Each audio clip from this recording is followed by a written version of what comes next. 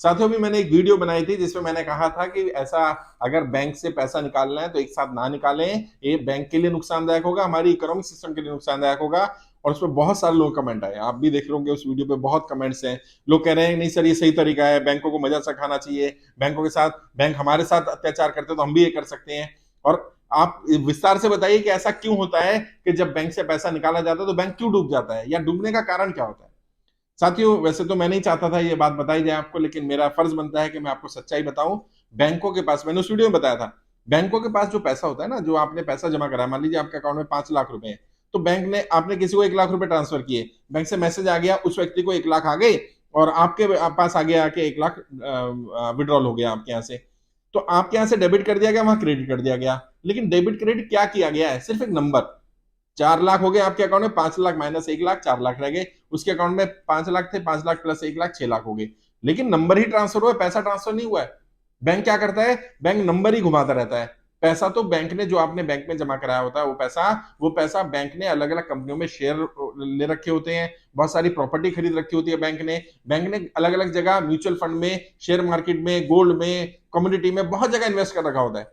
बहुत सारा पैसा लोन के रूप में बांटा होता है बड़े बड़े उद्योगपतियों को। आम जनता का पैसा उद्योगपतियों को बांटना पड़ता है, क्योंकि भाई बड़े बड़े लोग हैं, उनको तो व्यापार चलाना है ना। आपको तो इतना पैसा चाहिए नहीं।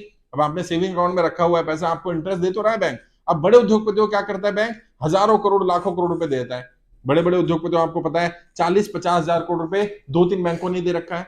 अब एसबीआई ने अगर किसी को 10,000 करोड़ रुपए लोन दिया, किसी को भी दिया, मैं नाम नहीं ले रहा हूं, लेकिन आपको पता है किस चीज को देता है। अगर मानो किसी को भी दिया 10,000 करोड़ रुपए, तो एसबीआई ने अपनी जेब से नहीं दिया, एसबीआई के जो अकाउंट होल्डर है उनका पैसा बांट दिया।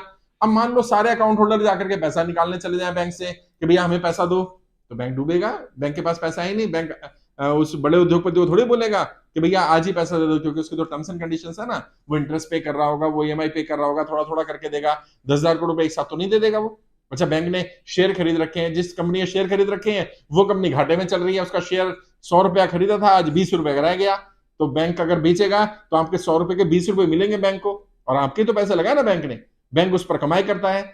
इसीलिए बैंक डूब जाते हैं। जैसा मैंने एग्जांपल भी दिया था अमेरिका के सिलिकॉन वैली बैंक का, वहां क्या हुआ, सिलिकॉन वैली बैंक में ज्यादातर टेक कंपनियों के और स्टार्टअप कंपनियों के अकाउंट थे, ज्यादातर उन्हीं के लिए वो काम करता था। सिलिकॉन वैली बैंक, वहां सिलिकॉन वैली है जहां पर नई कंपनियां या टेक कंपनियां काम करती हैं। अब जब उन्हें रिसेशन आना शुरू हुआ, उनके खर्चे नहीं चला पा रहे थे, इनकम नहीं हो रही थी, तो उन्होंने अपना विड्रॉल लेना शुरू कर दिया।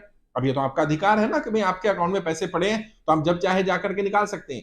लेकिन जब एक साथ लोग आने लग गए, बहुत सारे लोगों ने, बहुत सारी कंपनियों ने, बड़े बड़े जिनके अकाउंट थे 5-5, 10-10 करोड़ रुपए थे, उन्होंने विड्रॉल करने शुरू कर दिए, तब बैंक को झटका लगना शुरू हुआ।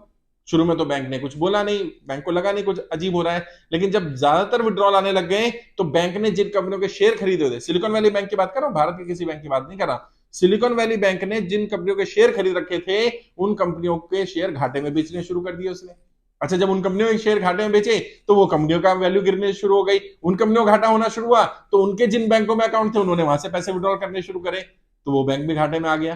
तो ऐसे 2-3 बैंकों का भी पता चला कि 2-3 बैंक तो पूरी तरह से डूब चुके हैं। उन्होंने हाथ खड़े कर दिए कि हम पैसा देने की स्थिति में नहीं है, हम आपका पैसा बांट चुके हैं, अमीरों को, उद्योगपतियों को लोन के रूप में बांट चुके हैं, बड़ी बड़ी कंपनियों में शेयर मार्केट में लगा चुके हैं हम, और हमारे पास अब पैसे नहीं है देने के लिए, सरेंडर कर दिया, बैंक दिवालिया हो गया। तो ऐसा तो होता ही है। अगर मान लो भारत में भी किसी दिन ऐसा हो जाए कि सभी लोग सिर्फ अपना पैसा विड्रॉल करने चले जाएं, तो बैंक दिवालिया हो जाएगा, क्योंकि बैंक के पास पैसे नहीं है। जो बैंक आपके साथ लोन दे करके आपसे कमाता है, जो बड़ी बड़ी कंपनियों से, बड़ी बड़े उद्योगपतियों को पैसा देता है, वो कहां से जाता है भाई, वो आपका ही पैसा जा रहा है, आपका पैसा उनको दे दिया गया, वो कंपनी डूब जाती है, उसका अकाउंट एनपीए कर दिया जाता है। एनपीए का मतलब क्या है, आपका जो पैसा गया बैंक के थ्रू, वो पैसा वापस नहीं आने वाला, वो बैंक घाटे में डाल देगा और अपनी कमाई में से उसको एडजस्ट करेगा बैंक, जो इंटरेस्ट वगैरह आता है। अगर कमाई नहीं होगी तो बैंक घाटे में रहेगा। अगर वो लोग पैसा विड्रॉल करने चले जाएंगे तो बैंक डूब ही जाएगा। तो इसी तरह बैंक डूब जाते हैं। लेकिन ऐसा, जैसे मैंने उस वीडियो में कहा था, फिर कह रहा हूं, बैंकों को सजा देने की जरूरत नहीं है। बैंक के कुछ कर्मचारी खराब हो सकते हैं, बैंकिंग सिस्टम खराब नहीं है। बैंकिंग सिस्टम में कुछ अच्छी चीजें भी हैं जो आपको, हमें मदद भी करती हैं। तो हमने अपना गुस्सा बैंकों पर नहीं निकालना है कि किसी दिन सुबह उठ करके तय कर लिया कि आप जाएंगे और बैंक से अपना पैसा विड्रॉल कर लेंगे, जो कि आपका अधिकार है, आप कर सकते हैं ऐसा। लेकिन सभी ने एक साथ नहीं जाना है। अगर सभी एक साथ किसी भी बैंक में चले गए, चाहे वो प्राइवेट बैंक हो, चाहे वो गवर्नमेंट बैंक हो, चाहे वो एनबीएफसी हो, वो बैंक डूब जाएगा, उसके पास अपना पैसा नहीं है।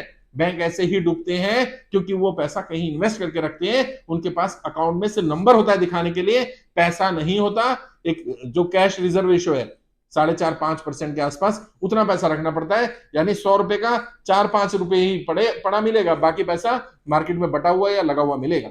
और वहां तो अमेरिका में तो 1 करोड़ से ज्यादा की श्योरिटी होती है कि अगर आपका बैंक डूब जाता है तो अकाउंट में 1 करोड़ रुपए तक, रुपीज में अगर बात करें 1 करोड़ से ज्यादा शायद अमाउंट है, उतने रुपए तक का वो आपको वापस दे देंगे, उतना या उससे कम अमाउंट आपका है तो।